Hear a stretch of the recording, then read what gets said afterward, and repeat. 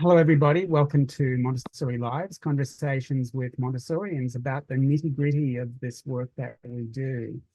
Tonight we have Natalie and Anita Roberts. They're the owners, founders, and directors of Absorbent Minds, Early Education.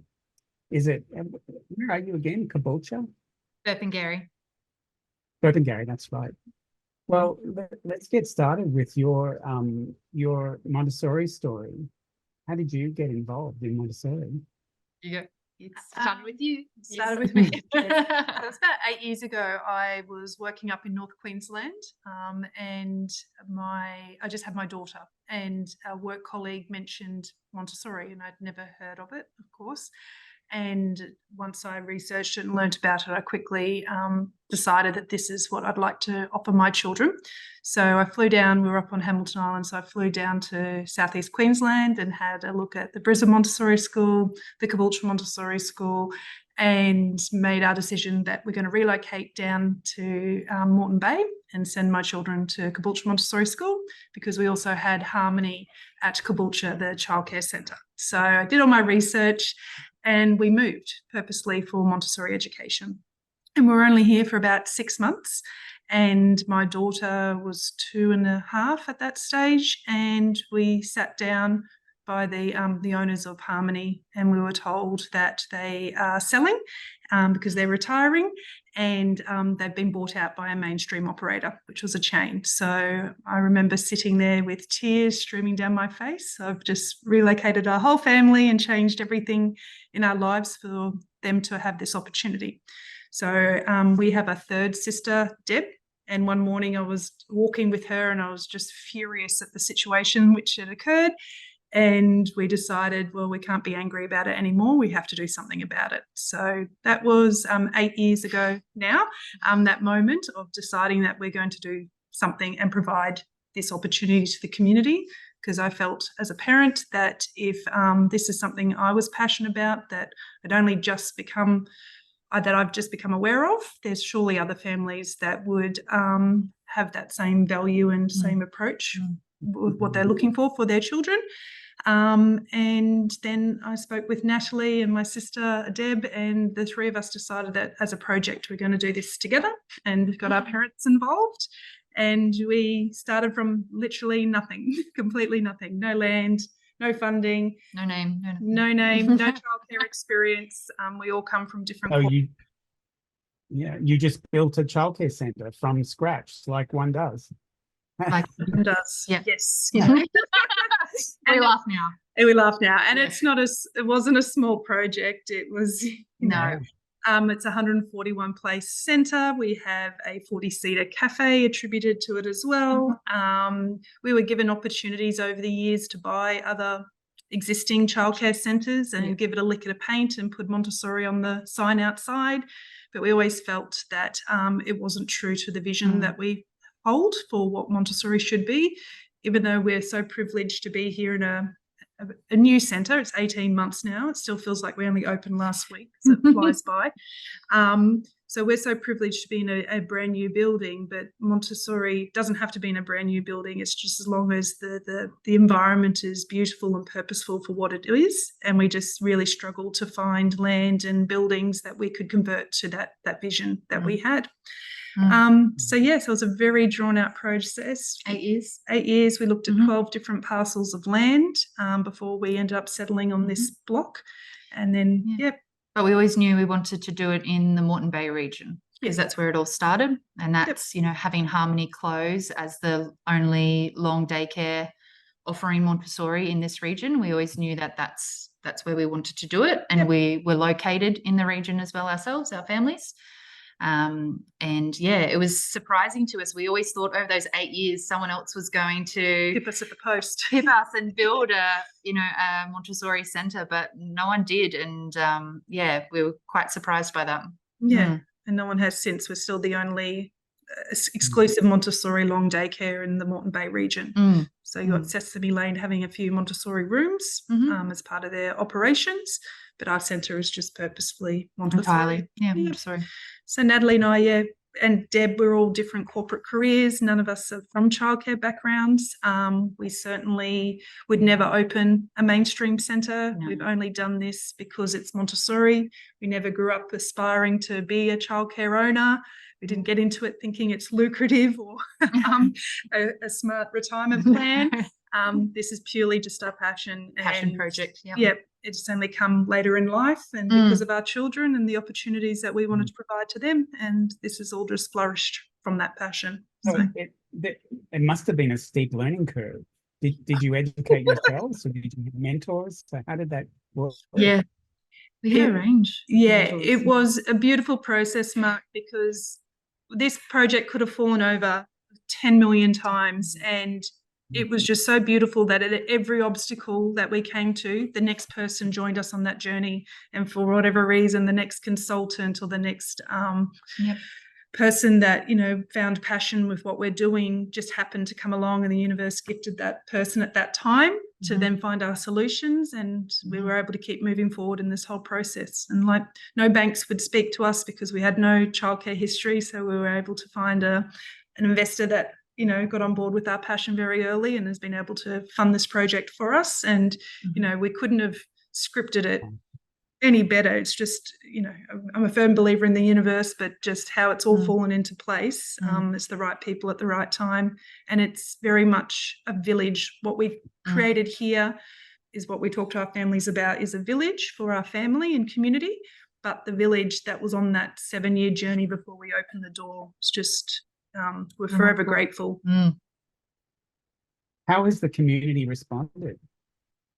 Do you have a waiting list down the street and around the block? And yeah, well, we actually joke when we talk about this because we closed our wait list last year because we have so much interest in our younger year, so in our NIDO environment and our infant community rooms, that we can't take any new families on our wait list unless they've already got a child enrolled at our centre. And we just joke that all those years where we were saying, if we're passionate and we want this opportunity for our children, we wonder how many other families in this region also wants that opportunity.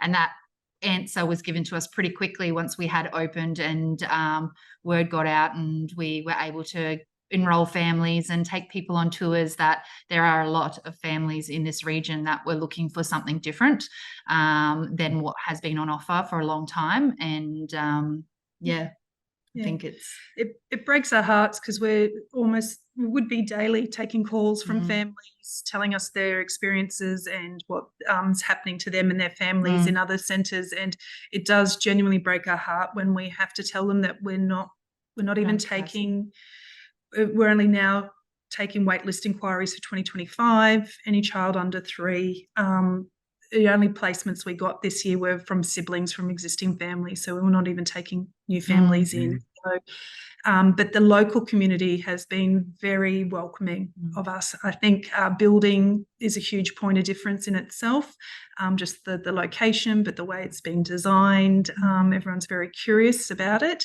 which is wonderful. And I think initially people were a bit hesitant in the local community about, oh, there's going to be another big facility in our rural residential area, but we've been really warmly embraced. I think, particularly the locals, once the building came out of the ground, because we are a huge building for 141 places, that they were a bit worried that it was just going to be a monstrosity, but they've really appreciated the design aspect of what and the considerations of fitting into the environment. And we've been very warmly welcomed locally. So it's I've been there a couple of times, and I have to say it's just a stunning childcare environment. How would you describe it to viewers who haven't been there?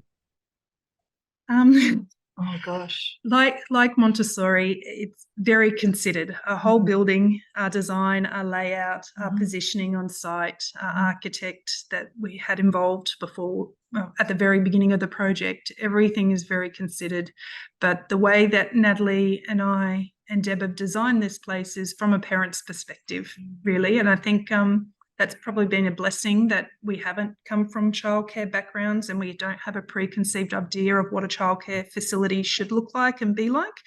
and just down to the design of our reception area. We've got visibility of our car park, and then for the actual learning environments, they're up a ramp to get to a higher level of the property. But that's all very purposeful because we're keeping the busyness and of the office away from the sanctuary of the learning environments.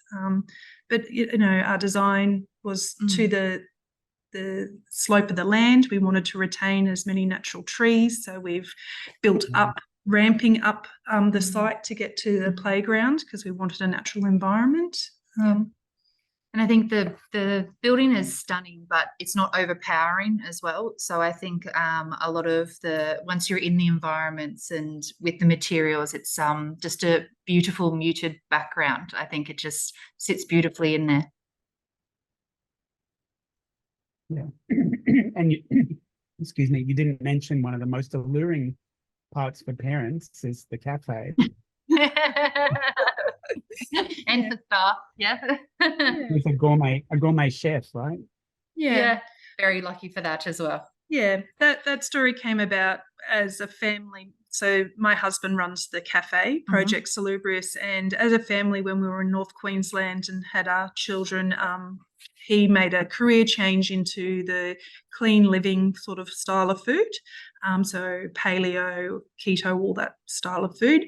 And I always knew that his philosophy and his approach for food and sustainability and clean living beautifully aligns with Montessori. So we always knew that this project would have him looking after the food for our children. So he makes all their food from scratch. It's all, dairy, preservative, additive freeze, and nut free as well. And so the children have things like roast vegetables and pork for lunch, or he'll make butter chicken from scratch.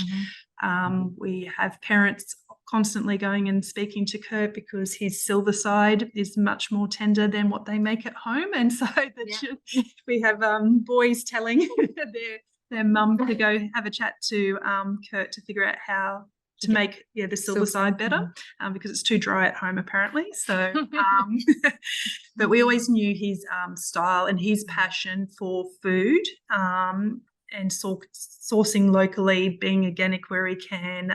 He's just so passionate about what he puts on the plate. We just knew that it was the right fit for us and our centre. So yes, so we built on a cafe. He's open to the public, but also to our families and our staff from Monday to Friday, and then he makes all the children's food from scratch. Yeah. How many classrooms? I remember you've got an L shape, right? With an L shape, with all of the classrooms facing an outdoor environment there that's open. How many rooms are there, and what age level are each of the rooms? So we have 8 environments in total. We've opened 7, and we hope to open the last one this year. So we have 1 nido environment, so that's for the babies, 8 maximum per day in there. So we take children from 6 months old.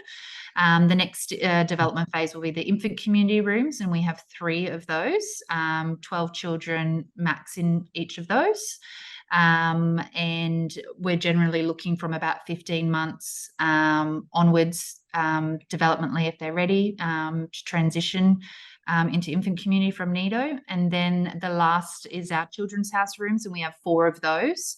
And one of them is the one we are yet to open, the last one to open. So we knew when we originally opened the centre that we wanted to do a really slow, considered approach. We didn't want to open all of our rooms straight away to full capacity because it is a large centre, and we wanted time for not only staff but the families to really settle into this new building.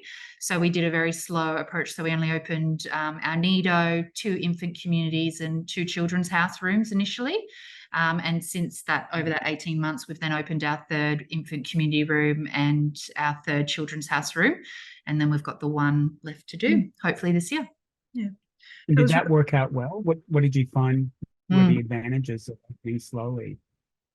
It's having the strong foundations, because we're brand new offering, that we needed to really settle our staff, settle our foundation children, because once you have those foundations in the room, you can build. from that. Otherwise, we would have been a house of cards and imploded quite quickly. We certainly had the interest from the public to be opening all our rooms straight away. And we certainly had interest with staff as well, from a lot from mainstream. So we could have just put any staff in, fill it up, but it wasn't going to embed Montessori foundations that we wanted. And we had to write all of our policies and procedures before we opened, you know, to get the licensing and get across. And we really wanted to spend the time seeing how those worked and, you know, streamlining those and giving those an opportunity to run the course as well. So I think as well, doing a slow approach gave us more flexibility in seeing what was work and having more opportunity to address those in a timely manner than opening to a full 141 children every day. Yeah. Why do you think parents have come to your centre? What are they looking for? Do they understand Montessori, or is there something else they're looking for in your centre rather than the Montessori philosophy? We have a real mix of the two. Initially, when we put signage up on the site, in the construction site, we put a Montessori sign. Our initial interest was from families only that had heard of or were had looked at Montessori. So that was really our first initial intake of families that were genuinely interested about Montessori. Then our reputation has really then taken hold. And so we do have a lot of families, nearly all families that come to our centre now are either a referral or a word of mouth from somebody else. Which is important for us as well, to look for those sort of families, because we know that they're here for the genuine reasons. But it's just that pure basic, you know, respect that Montessori, that's underpinned by Montessori, that our educators have with our families and the children, that the community is hearing about and loves. So families want their children to come here because they're respected and treated, you know, how all children should be treated, regardless of it being a Montessori pedagogy or not. So we do really have a mixture of the two. And I think as well, you touched on it before, but because we are parents and we're passionate parents and we created this from that parent perspective as well, I think that's a really big draw card for a lot of interested families. So when, you know, Anita and I, our tours with the families are over an hour each. You know, we really take the time to really invest that initial conversation with them and show them and answer any questions they have and provide resources that we know and connect them to other people. So I think it's that investment and that passion as parents ourselves. It sets us apart too. Can I ask, what kind of stories did you hear from parents, their experience in other centres, without, of course, naming personal details, but what sort of things? A lot of it we would say is just basic respect and consideration for another human being. It's as simple as that. It's shocking to hear. I think the biggest things is parents realising that it's hard for their child to separate from them, which is a big thing. So that's a big indicator for families, that their children are just literally telling them, I don't want to go, I'm screaming at the gate. I'm really, really communicating with them that they're not comfortable. And I think that's what it comes down to, is a child is really unsettled in a lot of other centres. And it comes down to the prepared environment, but also the prepared adult. It's the staff, it's the energies that they're putting off. You know, the industry, we've learnt pretty quickly, is really, really stretched. You know, having resources in centres, but having sufficient staff, having qualified staff, having staff that genuinely want to be there, not just because it's a job or it's because what they've done for their career to date. And children they all sense that. They know that people aren't there for the genuine or the right reasons. So I think that's the biggest feedback that we're getting from families, is that they can see that their children just are not comfortable in the environment for whatever reason that is. But it's hearing how stretched all the centres are, and hearing from parents that they walk in. A lot of screen time as well is a big feedback at the moment, where whenever they're dropping off or picking up children, they're just in front of a screen. I think that's a big part of it as well. They feel like they never see staff, or they never see educators that are passionate about being there with the children. I think they're the general things we're hearing from. How have you dealt with the difficulties finding staff? Have you had difficulties finding staff so far? Yes and no.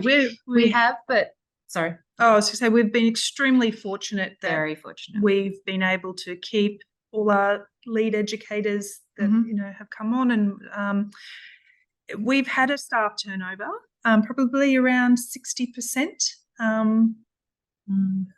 through. So, but once we find the right staff, I think this time as well, where the longer we're going in the industry, the more we know what to ask and look for, and but we're very fortunate that, like Anita said, all of our leads came on board before we opened the centre and are still here, and we've got a lot of amazing assistant educators as well that are still here with us from the start. And what we found was a lot of people that we were interviewing from mainstream, and it's been the case this whole 18 months, that they were on the cusp of actually leaving the industry entirely because they no longer aligned with what was happening in their centres, and they were looking for, there had to be a better way to be with children and a better way to educate and care for them, and that's what they were looking for. And they saw our ad and they thought, oh, don't know too much about Montessori, let's give it a go. And then we would come in and talk to them about it, and they said, oh, this is what we've been looking for. But the first and foremost we always say is we're just looking for educators that are passionate about being with children, passionate about being respectful and considerate, and just want to be with children, because like Anita said, the children sense that we can teach Montessori, we can give all those other learning opportunities and those professional development opportunities, but we can't teach someone to want to be with a child respectfully, and with the best intentions always behind them. So that's what drives our recruitment now. But I think a lot of centres, regardless of their pedagogy, is having issues in the recruiting stage, because we just get inundated with people that aren't even in the industry applying during Seek Jobs. They're just taking up a lot of our administration time because they're meeting a job seeker quota of just having to apply for jobs. And then I think there's at least nearly about 40 to 45% of every recruitment drive, we have no-shows to interviews. So we go through all that legwork of arranging times to come in, and then they just don't show, they don't answer the phone calls, and it's just, never hear from again. Or they keep applying for future roles we put out, but never again eventuate into interviews and that. So I think there's, I think the industry as a whole, regardless of the pedagogy at the centre, is feeling in recruitment at the moment. Yeah. And we've also been very unapologetic in our approach and standards that we want with our staff, because we come from very professional corporate backgrounds. Our expectations are much higher, again, because the benefit of not being in childcare before, but we were just blown away by the toxicity that's within the industry, and the lack of respect that's between educators and adults and staff. And that's really what we say to staff here. We don't expect everyone to be BFFs, but we do need all our staff to be respectful with each other, because we're modelling for the children, and the children will pick up on that as well. So we're very unapologetic with moving staff on quite quickly as well.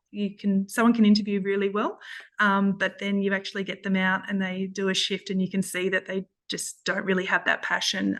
So we do move on staff quickly, and we've also moved staff on quickly in circumstances where we've been told, again, that we rely on other people because they've worked in the industry, but they've told us, they're things that other mainstream centres would just sweep under the rug. But to us, they're pretty much non-negotiable situations. So we moved that on. So we've also sort of getting that reputation as well now. And I think the staff that we have here value that from us as management, that we mean what we say and say what we mean with those sort of things. Like, we're not going to compromise on those standards, and we need to show that to our staff so that we're retaining our best staff that we can. So, and we do have some go ahead. Yeah, it makes a lot of sense what you say, because that transformation of the adult is the most difficult part of Montessori training, right? You can read books and you can have that technical expertise with the materials, but if you don't have the character, that humility that is required for the job, it's really hard to learn that. That's right. And that was our biggest difficulty when we started, was half our leadership had Montessori qualifications and the other half didn't. But when we interviewed them, we knew, like us, we don't come from Montessori backgrounds and we don't have Montessori qualifications, but we both obviously have the Montessori heart to be able to produce what we've got now. And that was a true guide for us, and the leadership that we have in our room leaders. A lot of them have this beautiful heart, and we've been giving them we have a consultant that comes in twice a week to give them all the Montessori resources, because their heart is, reason why we hired them in the first place. So how about you? Are you missing your old jobs? Are you ready to move on from the long hours and the No, could never. No, we joked before, but we've been open 18 months now, and I swear we only opened 3 weeks ago, like the last 18 months. And I know as adults we say it gets busier and busier, every year, but we cannot believe 18 months has flown by. And my old boss, he's still holding out hope that I'll return, but it's getting we're getting more and more unlikely. We're getting more and more engrossed in what we're doing, and it never ever feels, it's cliche, but it never feels that we come to work. Like every day that we come in here, it does not feel like a job. It's obviously what we're passionate about, and love it. What have you most loved about being Montessori educators? And I use that term Montessori educators deliberately. Yeah, I know you did. we don't see ourselves as We always speak about how we view ourselves as facilitators. We built this centre because we knew that there was passionate Montessori educators out there that wanted to be in a purposeful Montessori place, and that's how we view ourselves, as facilitators. We could never do what our beautiful educators do in the rooms every day. We don't have the patience, or we know our skill set, and that's not it. But So what's your favourite part of the job? One of them is actually working with you. Oh, that's sweet. Working with family. Oh gosh. I've really, out of this whole project, and I've become more resilient over time, but I just view my life as problem solving, day in, day out. I come in, Natalie opens in the morning, and then I start after I drop my children off, and I'm like, okay, what problem do we have to solve today? And that's essentially what it's all about, is just looking for solutions. And I really, really enjoy that. I really, really like thinking outside the box, finding solutions, trying to find something more efficient, streamlined. And I hate staying still. I have to keep moving forward. So there will come a point where there'll be nothing left in this project for me, and I'll have to move on to my next Montessori project. But at the moment, it seems like there's demand. When's the second centre opening? Well, if you asked us 18 months ago, it was going to be a lot sooner, but now it's really interesting, because we set everything up, and there was a lot of work in the back end setting us up entity wise, system wise, everything for it to be a franchise and roll forward. But our biggest struggle, like everywhere, is staffing. We could open a building next door tomorrow, and without exaggeration, we could fill another 4 toddler classrooms. That's how much interest we have right now. We get stuck with our hardest place to fill from the 3-year-old up. Usually we're finding that children in care, the parents have gone through such a rough process settling them into a centre, and their child's finally settled, that they're so reluctant to pull them out and try something new in case it's another rough settling process. So we're finding that a lot of our interest for children over 3 are families that have never put their children in care before at all, because they're not happy with other facilities that are open. So that's a new challenge in itself, with having to deal with 3 and 4-year-olds with separation because they've never separated from mum and dad before. But yeah, back to a franchising. Like I said, we could open a centre tomorrow. We could certainly open another 6 Nido classrooms. The babies' rooms are just phenomenal, the wait list. But there is so much that we want to streamline and get set before we could ever consider Another one. doing another centre. Yeah. Still probably another.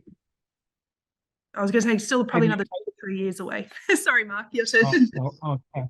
Yeah, have you taken on educators who didn't know about Montessori and then introduced them and trained them?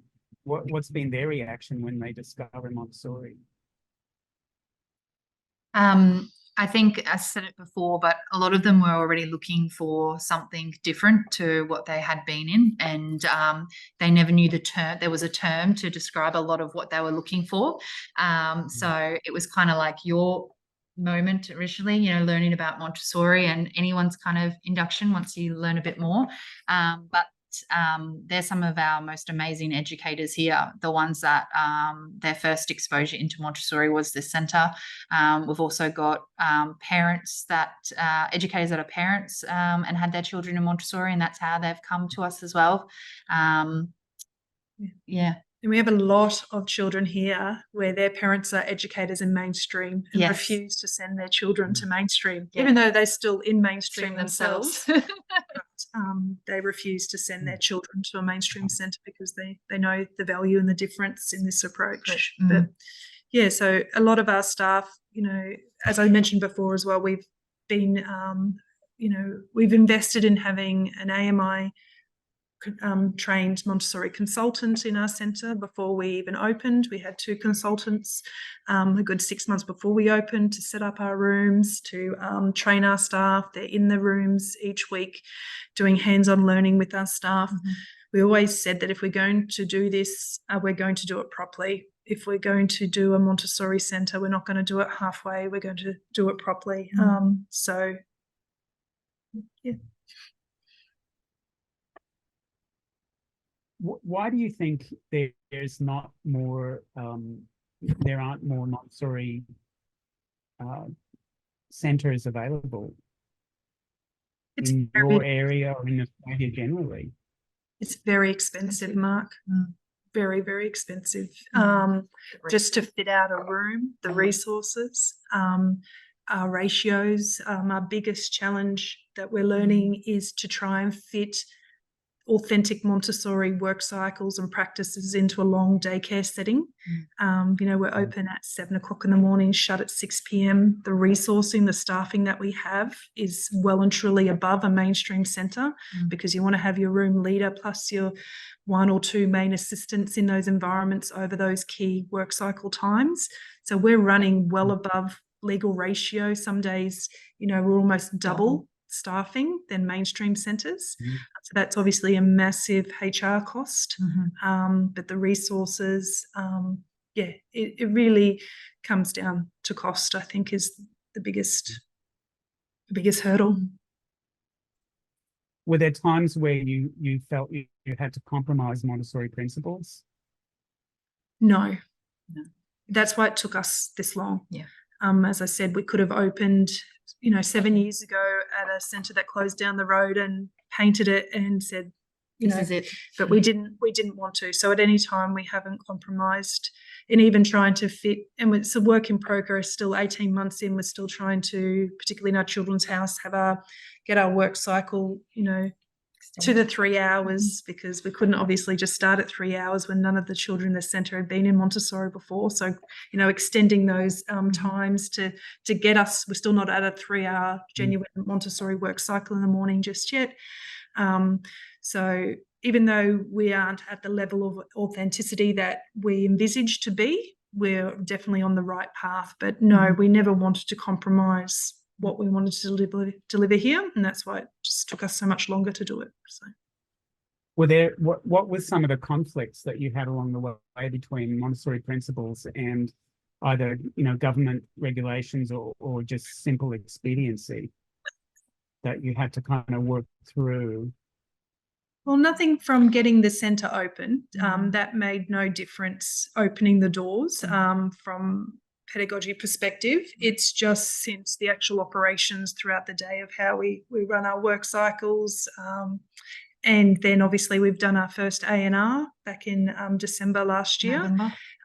So an assessment and rating with licensing, and that was very interesting to go through that process, because our practices here, although they're beautiful and they acknowledge how beautiful the practices are for Montessori, it just doesn't fit their mould, and it's not what they assess us against. So it was, we knew it was going to be a challenge, assessment and rating, and we're very proud of the result that we got after, you know, only being open for 12 months.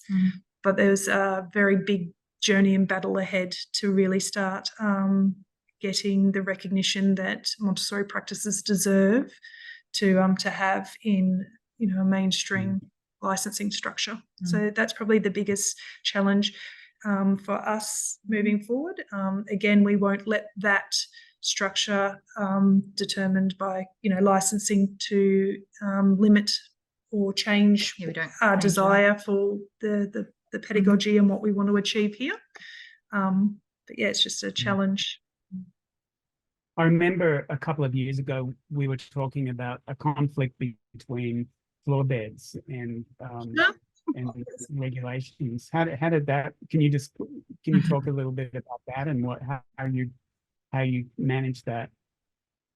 Or okay, so it is a little bit of a compromise, but in floor beds we have to follow the red nose advice, and that's what Queensland licensing require. And the red nose advice is that a child from 12 months and under should be in a cot. So, but then as soon as a child is 12 months, then we speak to the parents here, and then we get them in writing to confirm that they're happy for their child to transition to a floor bed. So as soon as that 12-month period's hit, the child goes straight to a floor bed here with the parents' written consent.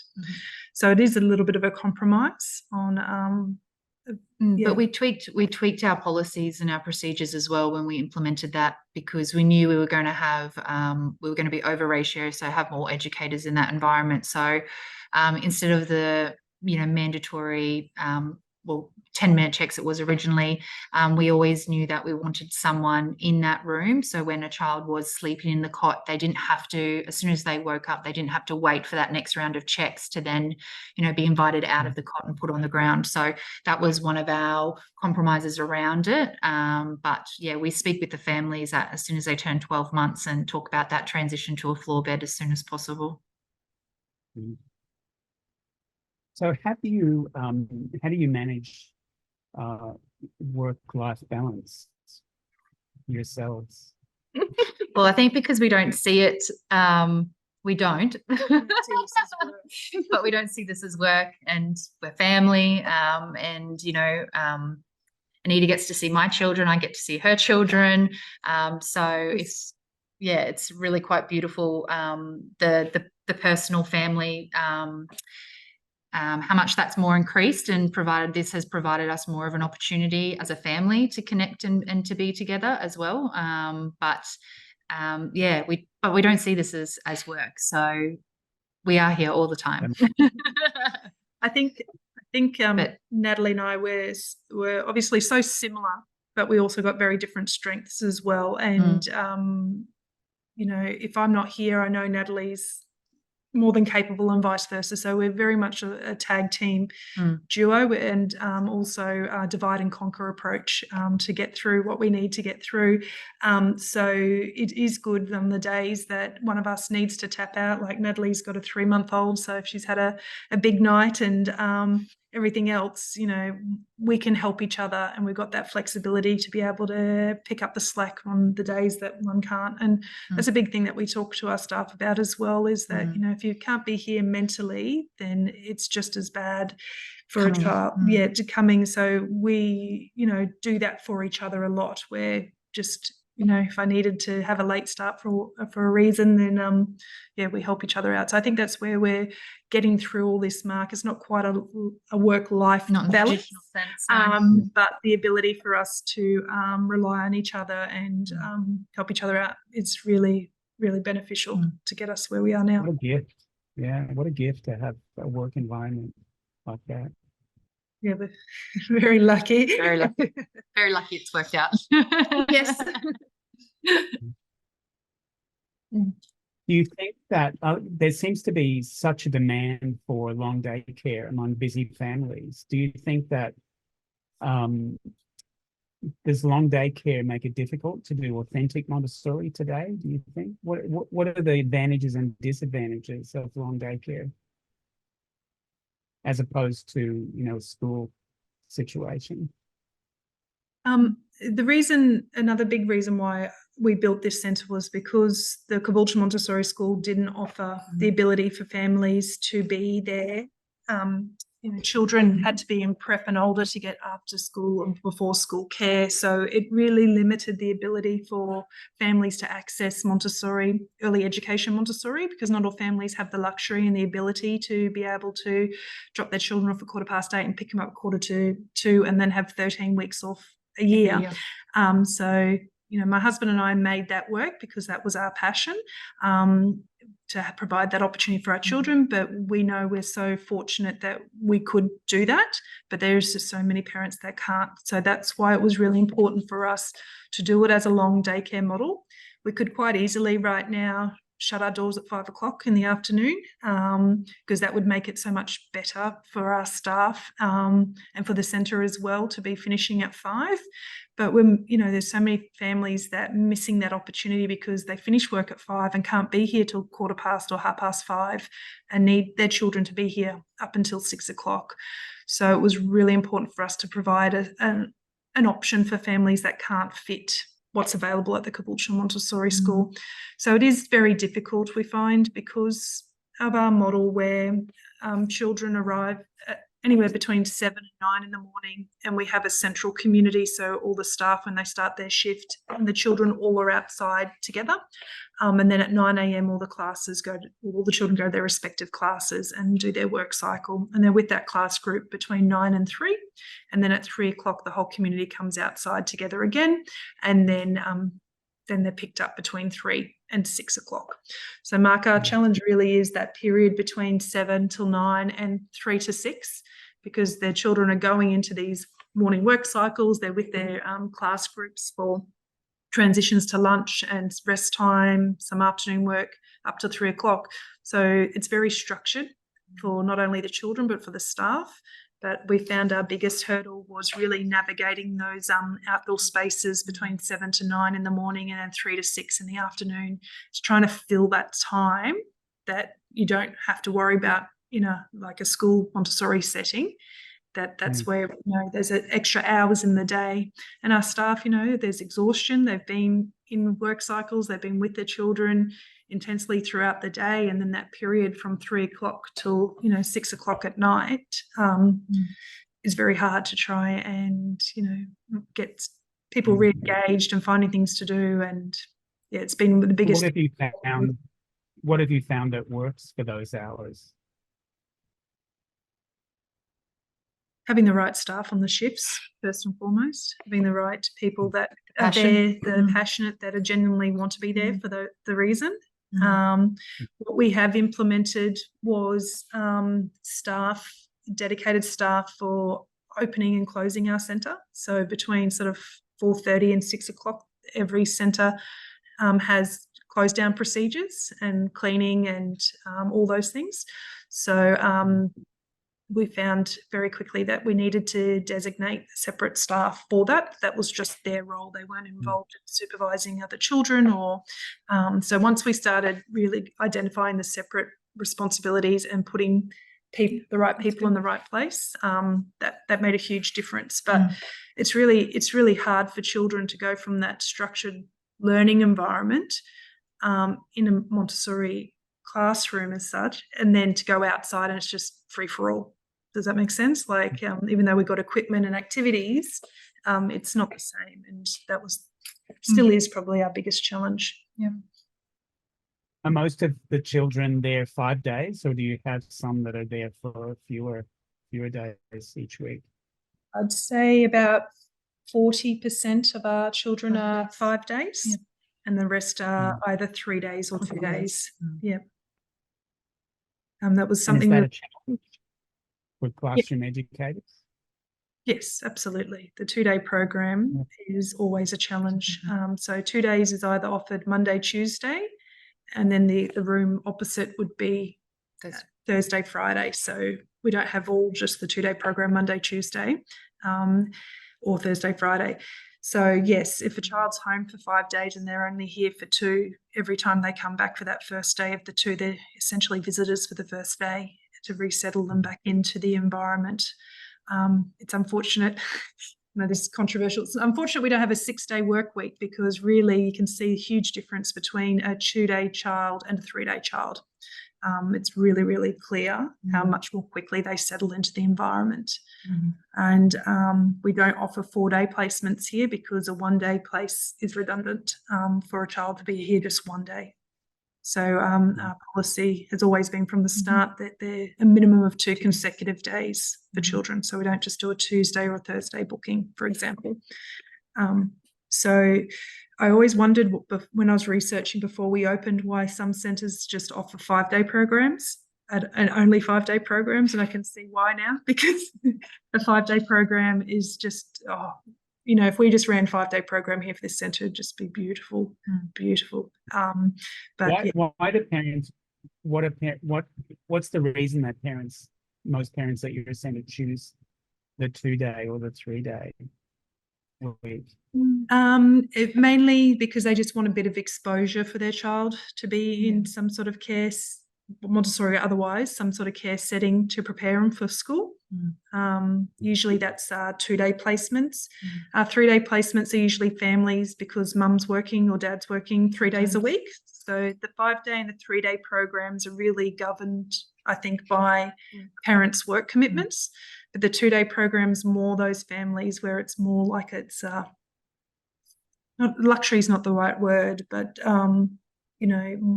not from a work commitment.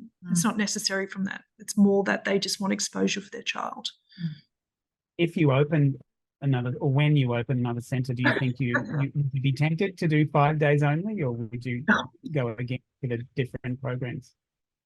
I think, Mark, we've got to come back through to what we wanted to do, which is provide an opportunity for families that don't fit the 5-day school mould.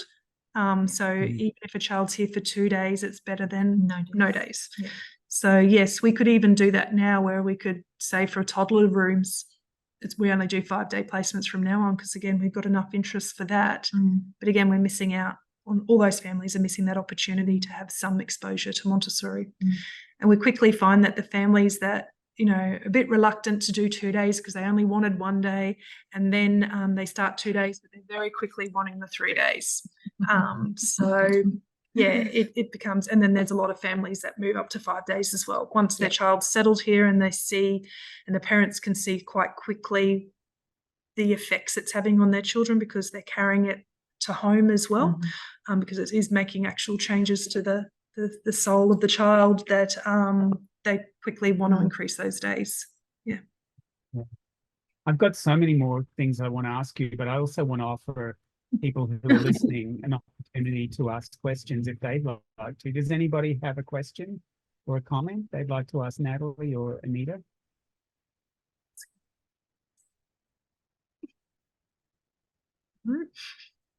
I see some of our educators on here tonight too. Do a shout out. We got hi Terry, Laurel, Tamara. Hi girls. Well, what are some of those changes that you've heard parents talk about in their children? Oh, it's just their independence at home, their ability to just get on with things. All of a sudden the children are putting their own shoes and socks on, or clearing their plate, or respectful, please, thank yous. I think a lot of parents didn't realise how much their children just wanted to be involved in everyday tasks around the house as well. Just so simple, and providing them a space to do so and to be involved. I think that's really beautiful when they have that realization as well, that that's all they want to do. You don't need to spend all the money on the gadgets and the toys, just get them involved. You know, one of my daughter's most favorite activity is the washing. So doing the washing and the pegs and the clothes and all that fun stuff. So I think it's once they see their children and creating those spaces in their homes for the children to get involved in those just everyday activities. Yeah, I think that's a big thing that they notice as well. The other thing we always get feedback on is children using correct terminology. My mum came up to me a couple of weeks ago and she said, I couldn't believe when Tara came and said to me, Mum, I've got mucus under my nose. And the older daughter that's, 6 or 7 years older didn't even know what the word mucus was. And so that's always brings a smile to my face, because that happens quite regularly, where children are correcting the parents and telling them the proper terminology for things. That's beautiful when those things happen. What do you see as some of the biggest challenges faced by the Montessori sector in this country? Staffing, of course, would be a big one. Yeah, staffing's the biggest. Qualifications. Staffing's the biggest hurdle for us to open further centres, first and foremost. But I think the recognition for what it is, I think it's the policymakers not understanding as well. I think what you were talking about before. I think the perception is that people think Montessori is a lot harder work, because then what it is, the mainstream approach of just a teacher in front of the classroom teaching the children by rote, and they perceive Montessori as a lot harder work. But if you set up Montessori correctly and you get your foundations right, then you reap the benefits of that with those children, the independence. So I think that misconception out there, and once people can see that it's not, once you have it set right, it just flows from there. So I think that's probably the biggest hurdle to get Montessori into mainstream, would be that. Yeah, it would be, having parents, other educators and policymakers understand Montessori and the Montessori principles and the method. I think that's the biggest.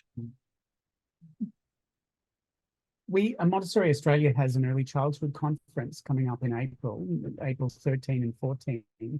And we have, as part of the conference, we've invited centres like yours to showcase things practices that they believe that they do really well, that they'd like to share with others.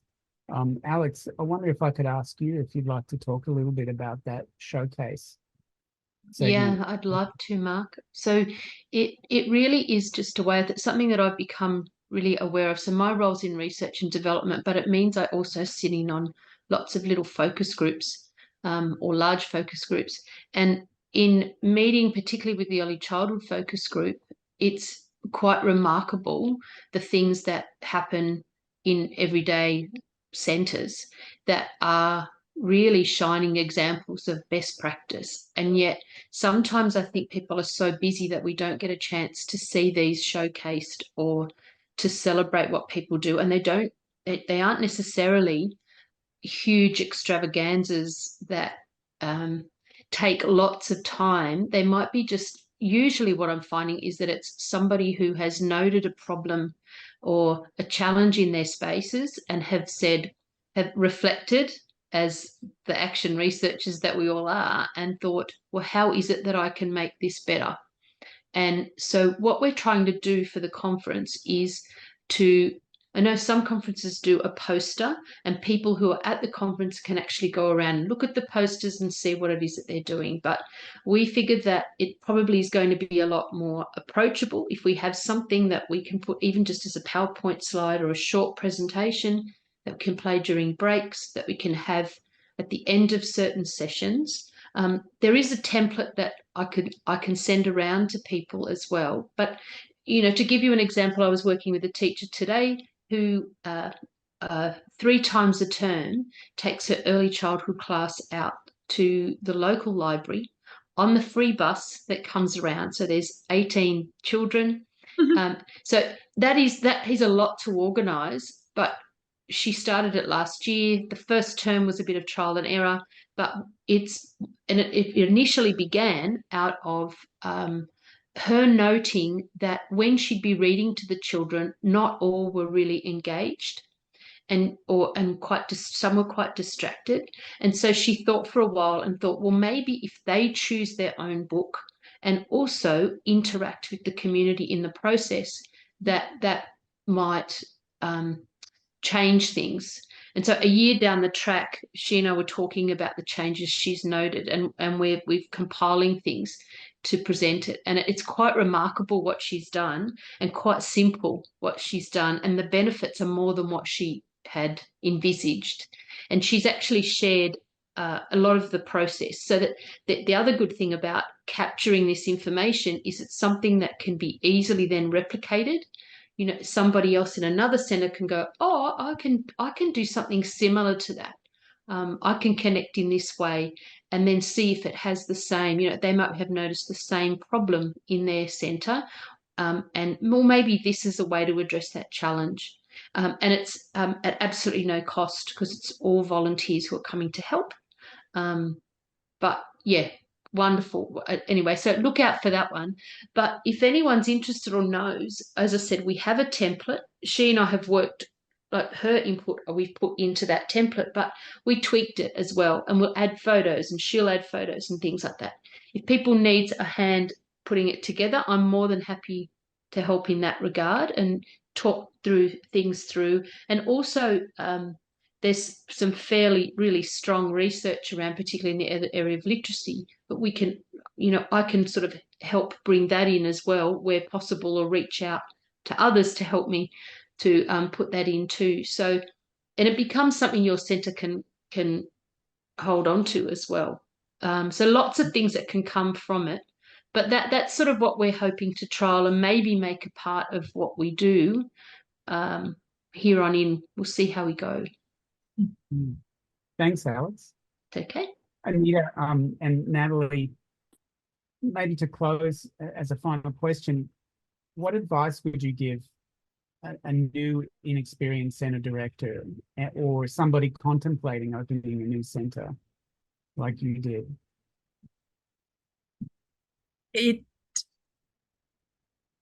Have family there. That would be, I guess, fun. Do it with your sister. No. A lot of people warned us against doing it through family. A lot of them sternly warned us not to before we did work this with family. No, I think it is very much community. You have to have the passion. You really have to have your passion. You've got to be passionate about it to get through it, through those challenges and going into an entirely new industry as well. So I think any new director, and you also have to be comfortable with talking to people, all different walks of life, all different types of people. I think that's a huge part of my role as a centre director as well, is having those connections with the families and talking with them, and forming those relationships and forming that community. And what gets you through every day is having that passion to want to drive and build the best community possible. So it's like what we say with the educators. It would be the same kind of advice we give to the educators. And when we're hiring, if you don't have the passion, this isn't the industry for you, and you'll quickly be burnt and churned out. And you need to have that passion there. And if you're surrounded by other passionate people, then it doesn't feel like a job, and it feels quite amazing to come every day. Oh, I wanted to ask you too. I know you've got a public school across the road. What's your relationship like with that school? Is there interest in Montessori? Have you had conversations with the principal there? Yeah, the principal comes over regularly for his coffee at the cafe and has a chat. And then I know with the prep transition, so we do have quite a few children at our centre that do then end up going across to the school across the road. And so they have come and toured our centre and had lots of consultations with us. So they're in awe of what we do here and how calm and beautiful the environments are. So yeah. It's a relationship we'll keep developing and keep working with. Yeah, definitely. I wonder if over the years they'll start to notice the difference between children who come from Montessori environment and those who don't. Yeah, definitely. We actually had one of the parents pop over after dropping their son off across the road, who was at our centre since we opened, then started prep this year. And she has 3 older boys, so 4 boys in total. And she just said the transition for the youngest being in Montessori, and just reflecting on the 3 older boys that didn't go to Montessori daycare or education prior to prep. This latest one has just taken it in the stride and just settled, transitioned beautifully, and is just done amazing. And she does give credit a lot to that, is his exposure into Montessori for that period of time before going into prep, and just noticed that between day and night between the children as to how prepared and independent and confident he tackled and adapted to prep in that transition, compared to her older children. Yeah, it was beautiful feedback to have. Well, thank you so much for the work you've done for your community and providing that wonderful, gorgeous centre that you've got. And thanks for your time tonight. It's been a pleasure hearing your story. Thank you for having us. Thanks, Mark. Thank you, everyone. Thank you. Good night, everybody. Thank you for coming to Montessori Lives. We'll see you in a couple of weeks. Bye. Thank you. Bye.